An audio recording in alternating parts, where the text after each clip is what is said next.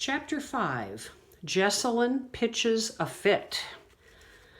That night after supper, our daddy, Brother Joe Hempel, head preacher of the First Fellowship United Church, took his second dish of cherry cobbler to the front porch to practice his sermon for preaching on Wednesday night and next Sunday morning. Emma was nowhere to be seen, and it looked to me like Jessalyn was up to no good. "Why'd you do those dishes all by yourself?" I couldn't hardly believe my eyes. She hadn't even asked for me to help with drying. "Where's Emma?" Emma went home early. Jessalyn wiped her hands on the dish towel, slipping the pearl ring that used to be our mama's back on her finger, and then turned around and gave me one of her looks. "What for?" I asked. "Emma never goes home early." "Something about company at her house?" Jessalyn smiled at me like the world was one big happy family. I wanted to help out. If Emma had been standing in our kitchen right then, she would have been telling me, "Gloriana June Hempel, you are way too nosy for your own good." Even though Emma might call it snooping, I did not believe Jessalyn would be washing and drying those dishes for the pure de-niceness of it. I had to be nosy. Jessalyn pranced upstairs to our room. I followed her. While she primped in front of a mirror, I reached under the bed for my secret shoebox full of treasures. Shells from the times that we visited our grandma in Florida, 2 Jesus bookmarks that I had won at Vacation Bible School, my Cracker Jack whistle, a bag of striped collected bottle caps, 10 copper pennies, and wax lips. My new Rock City postcard. I'd saved it all to bet with. "You want to play junk poker?" I asked. With the way that Jessalyn glared, I might as well have asked her to play patty cake. "I have better things to do," she said. "Besides, I dumped my shoebox out." "What did you do that for? You made up junk poker when we were little.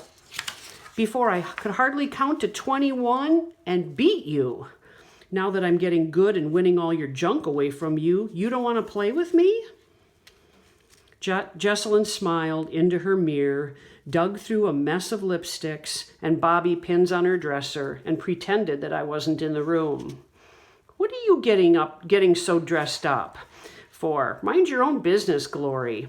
She flipped up the curl of her hair and painted on Persian melon lipstick. I untied the purple bow on my Buster Brown shoebox, and I lined up my junk poker treasures on the bumpy chenille bedspread. Jessalyn smeared Vaseline on her eyebrows, a trick that she learned from her stuck-up pep squad friends. She says when they march up and down the football field, shiny eyebrows give them a movie star look. I blew on my Cracker Jack whistle. "Where are you going?" I asked her. "If you must know," she said, dabbing Evening in Paris perfume behind her ears, "to the library with Mary Louise to plan her birthday party." "Sure is getting fixed up for the library." I held a shell up to my ear, pretending to listen to the ocean, biting my lip, thinking how good Jessalyn didn't care one bit about my birthday. Our daddy knocked real quiet on our bedroom door. I stuffed my treasures into my shoebox quick. "Everything okay, girls?" He was never one for much talk unless he was in front of pews full of people waiting for the good word. "Daddy, now that I'm going into high school, I'm too old to be sharing a room with Glory." Jessalyn gave him I could never do anything wrong look. "She's bothersome and messy. I want Mama's old sewing room."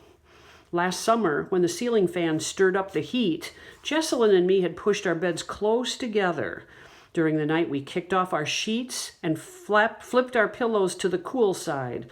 Finally, we gave up on sleep, pulled out our secret shoeboxes, and played cards. Now, here she was tossing out all of her junk for our game and wanting to move to the sewing room. "I am not messy. I straightened the perfect spines of my Nancy Drew books standing like soldiers on my shelf. Look at Jesselyn's stuff. Mascara wands and hairbrushes, perfume bottles and powder boxes were all piled on a stack of dog-eared movie magazines. Jesselyn gave me the eye again. I have private things. The way she said private made me want to yank open her dresser drawer and steal her diary.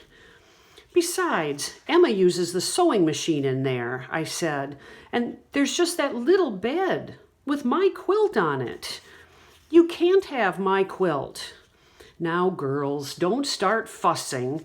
Daddy raised a hand to hush us. Let me think on this, he said, heading back into his sermon.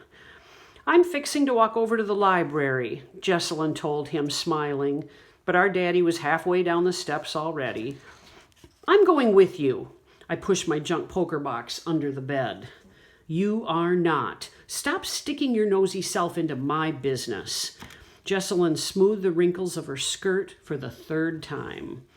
How come we never do stuff together anymore? Last summer you bought me a diary for my birthday present, and you taught me how to double jump Dutch. Now you pitch a fit if I walk into the library with you. Mary Louise and I don't need you hanging around while we're planning her party. Jesselyn smiled in the mirror one last time and did a little dance down the stairs. Mary Louise, my Fanny. I peered into that mirror at my dishwater blonde ponytail, and I tried to imagine myself in Persian melon lipstick, or my hair done up in Jesselyn's big brush rollers. Jesselyn's hair flipped up at the ends. Mine looked like it hadn't seen the right side of a brush all day. I followed Jesselyn down the stairs, but the back door banged shut in my face before I could ask her any more questions. I grabbed a dreamsicle from the kitchen freezer and I headed for the porch. Daddy, I'm going over to the library, I called. He looked up from his Bible. Be careful, it's getting dark out, he said.